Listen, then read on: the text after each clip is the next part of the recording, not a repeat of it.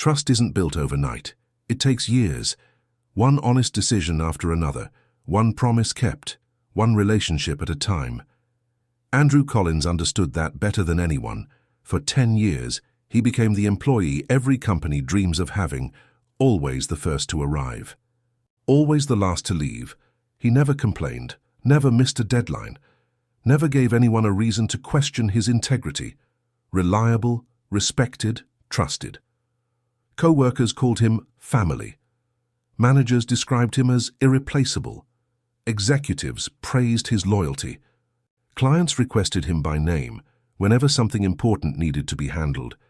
People instinctively called Andrew, little by little. He earned something far more valuable than a promotion. He earned absolute trust. Eventually, the company trusted him with everything. Its finances, its passwords, its bank accounts, its reputation, its future. Every promotion gave him more responsibility. Every compliment gave him more credibility. Every new security clearance opened another door. No one imagined that each new opportunity was quietly bringing Andrew one step closer to a plan that had been years in the making. Because the truth is, the theft didn't begin the day the money disappeared. It began the day people stopped asking questions. For an entire decade, Andrew built a reputation so flawless that nobody imagined verifying what he was doing anymore, and that was exactly what he wanted. Then, one ordinary Friday morning, millions of dollars vanished. The company's accounts were nearly emptied, critical financial records had been altered, and Andrew Collins had disappeared. No goodbye, no explanation, no warning. The company came within days of collapse. Employees feared they would lose their jobs. Executives couldn't understand how one man had gained so much control without anyone noticing. Investigators would eventually uncover the truth. The money wasn't stolen in one day, only transferred in one day. The real theft had taken 10 years, because after spending an entire decade earning everyone's trust, Andrew used it to steal everything in a matter of hours. Looking back, the executives realized something they would never forget. They hadn't been betrayed by a stranger. They had been betrayed by the person they trusted most, but to understand how the company's most loyal employee became the architect of its biggest nightmare. We have to go back to the day Andrew Collins walked through the front doors for the very first time. This is his story. Andrew Collins didn't stand out when he first joined the company. There was nothing particularly remarkable about him. No prestigious university, no impressive resume, no powerful connections. He was hired as a junior accountant. Quiet, polite, almost invisible. While others competed for recognition, Andrew focused on something much simpler: being dependable. He arrived before anyone else, every morning, long before the office became busy. His desk was already organized, coffee beside the keyboard. His computer already turned on, the day's priorities carefully written on a yellow legal pad. He rarely left before everyone else. If a report needed to be finished, he stayed. If someone made a mistake, he quietly helped fix it, without asking for credit. Without expecting praise, he almost never complained, never blamed co-workers, never looked for excuses. Deadlines were simply met, again and again. Managers quickly noticed, not because Andrew demanded attention, because he consistently removed problems before anyone else even noticed they existed. As the years passed, his reputation quietly grew. Co-workers trusted him, supervisors relied on him, new employees were often told the same thing: if you have a question, ask Andrew. He'll know. That sentence became increasingly common and increasingly important. Whenever someone went on vacation, Andrew covered their responsibilities. When departments became overloaded, Andrew volunteered to help. Little by little, he learned how almost every financial process inside the company worked. Payroll, vendor payments, expense approvals, internal audits, bank reconciliations. He wasn't trying to become indispensable. At least, that's what everyone believed. Eventually, promotions followed, not because Andrew asked for them, because they seemed inevitable. Each new role came with greater responsibility, greater access, greater trust. Years passed without a single disciplinary issue, without a single serious mistake. without a single reason for anyone to question his integrity. Then something subtle began to happen. Whenever a financial decision required approval, people stopped checking if Andrew handled it. It must be correct. Whenever reports arrived, signatures became routine. Questions became less frequent. Verification slowly gave way to confidence. Confidence quietly became dependence. Before anyone realized it, entire systems had begun revolving around one person. Andrew now understood the company's finances better than almost anyone else. He knew where every dollar moved, how every account was managed, which security procedures were followed, and, perhaps more importantly, which ones were quietly being ignored. No one questioned it. Why would they? Andrew Collins had spent nearly a decade proving he was the one person they never needed to worry about. Looking back, investigators would later reach a chilling conclusion. The company's greatest security weakness had never been its software or its banking systems. It had been something much harder to detect: absolute trust, and Andrew had spent 10 years earning every bit of it. Years passed. Andrew Collins became more than a trusted employee. He became part of the company's routine. People stopped thinking about whether he was qualified. That question had been answered years earlier. Now they simply assumed everything in the finance department would work because Andrew was there. His responsibilities continued expanding. He approved payments, managed corporate accounts, oversaw payroll, reviewed financial reports, coordinated with auditors, maintained access to internal banking systems.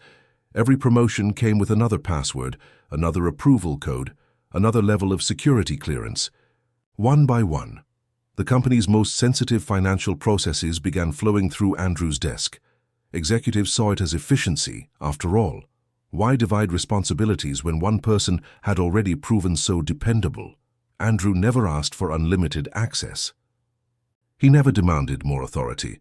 He simply accepted every new responsibility that came his way, quietly, professionally, without hesitation. Year after year, every audit came back clean, every report matched, every payment appeared legitimate. External auditors praised the company's financial controls. Board members complimented the finance department. No one had any reason to worry, and perhaps that was the greatest danger of all. Trust slowly replaced verification. Approval became routine. Signatures became automatic. Questions became increasingly rare. Managers who had once reviewed financial reports line by line eventually signed them after only a quick glance. Some stopped reviewing them altogether. If Andrew prepared it, it's fine. That simple sentence echoed through the office more often than anyone realized. Andrew understood something few people ever think about. Power rarely arrives all at once. It accumulates, one responsibility at a time, one trusted relationship at a time, one overlooked procedure at a time. By the end of the decade, Andrew knew every weakness in the company's financial system. Not because he had broken it, because he had spent years operating inside it. He knew who checked which reports, who asked questions, who signed without reading, which procedures existed only on paper, and which ones had quietly disappeared as trust grew stronger. Executives believed they had built a culture of confidence. Andrew saw something very different: an opportunity. Looking back, investigators would later say something that became a lesson for companies around the world. The fraud wasn't hidden by sophisticated technology. It was hidden by unquestioned trust, and after 10 years, Andrew finally believed the moment he had been preparing for had arrived. Take a moment and imagine this. You've worked alongside the same person for 10 years. You trust them completely. With your business, your finances, your future. Would it ever cross your mind that they were quietly preparing to betray you? Because that's exactly where this company finds itself right now. Subscribe if you haven't yet. We publish a brand new business story every single day. Now let's see what happened on the one ordinary Friday that destroyed 10 years of trust in just a few hours. Friday began like any other day. Employees arrived carrying coffee, computers powered on, morning meetings started. Nothing felt unusual. Andrew greeted co-workers with the same calm smile they had seen for years. He answered a few emails, signed off on routine approvals, even joked briefly with someone in the hallway if anyone noticed anything different. They never mentioned it. Around mid-morning, a finance analyst reviewing the company's accounts paused. One transfer looked unfamiliar. The amount was unusually large. At first, she assumed it was a simple mistake. She checked the authorization. Andrew had approved it. That wasn't unusual. She kept reviewing the transactions. Then she found another. Different account, different destination, another approval. Again, Andrew's credentials. Minutes later, a third transfer appeared, then a fourth, then another. The numbers kept growing. What had looked like an accounting error was quickly becoming something far more serious. The analyst called her manager. Within minutes, the finance department was filled with confusion. Phones started ringing. People opened spreadsheets. Bank portals refreshed again and again. Executives were pulled into emergency meetings. By lunchtime, millions of dollars had disappeared. Some transfers had already cleared. Others were still being processed. The company scrambled to contact its banks. Attempts were made to freeze the accounts. The banks moved as quickly as they could, but precious time had already been lost. Someone asked the obvious question. Where's Andrew? No one knew. His desk was empty. His computer had been shut down. His company phone went straight to voicemail.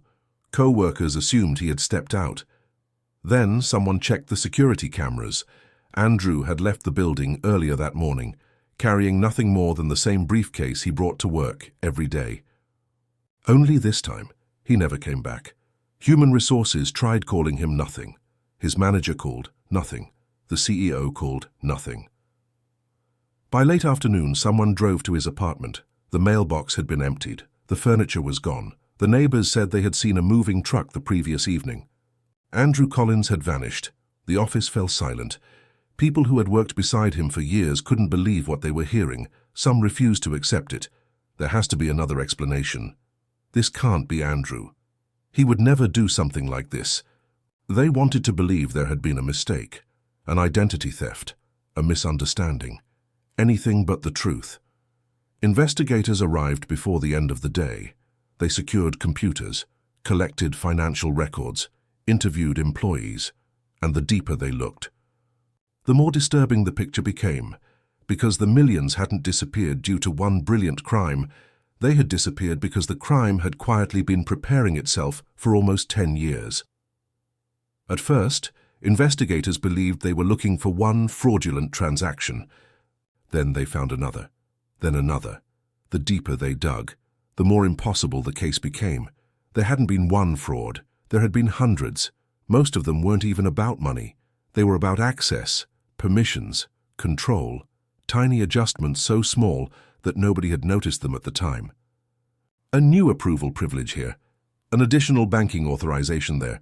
Responsibility quietly transferred from one employee to another, one extra password, one forgotten security review, one process that slowly stopped requiring a second signature. Individually, none of those decisions seemed important. Together, they formed the perfect system for one person to operate without meaningful oversight. Investigators reconstructed the timeline. Year after year, Andrew had never rushed. He understood something few criminals ever do. Speed creates suspicion. Patience creates trust. Whenever the company introduced a new financial system, Andrew volunteered to help implement it. Whenever someone retired, he offered to absorb their responsibilities. Whenever departments merged, he became the person who understood how everything connected. Nobody realized that every additional responsibility quietly reduced the number of people capable of questioning his decisions. By the end of the decade, Andrew wasn't simply managing financial operations. He understood the company's internal controls better than many of the people who had designed them. He knew which alerts were reviewed immediately, which reports were rarely opened, which bank transfers required additional verification, and which ones had gradually become automatic after years of successful approvals. The investigation revealed something even more unsettling. Andrew hadn't needed sophisticated hacking. He hadn't broken into the system. The system had opened itself to him, one trusted decision at a time. Andrew never forced the doors open, People kept handing him the keys. Every promotion had given him another key. Every compliment had unlocked another door. Every year of flawless performance had encouraged people to ask fewer questions. Looking back, executives realized they hadn't lost control overnight. They had surrendered it gradually, without noticing. The theft itself took only a few hours. The opportunity had taken nearly 10 years to build. That became the lesson investigators repeated in conference rooms, board meetings, and business schools long after the case was over. The theft didn't take 10 years. The trust did. The company survived barely. The financial losses were enormous. Recovery took years. Some expansion plans were cancelled. Departments were restructured. Employees who had spent their entire careers there suddenly found themselves questioning something they had never doubted before. Trust, not because trust had become meaningless, because they had learned how dangerous it could become when it existed without accountability. The board immediately launched a complete review of every financial process inside the company. Independent auditors examined years of records. Every approval procedure was rewritten. No employee, no matter how respected, would ever again control multiple critical systems alone. Large transactions now required multiple approvals. Access privileges were reviewed regularly. Financial responsibilities were divided across different departments. Looking back, many admitted something painful. Andrew hadn't fooled the company because he was smarter than everyone else. He had succeeded because good people slowly stopped verifying the work of someone they trusted completely. The company's greatest vulnerability had never been its banking systems. It had been the belief that trust alone was enough. Years later, when journalists interviewed the company's CEO, they expected anger. Instead, he spoke about responsibility. He admitted that blaming Andrew alone would have been the easiest response.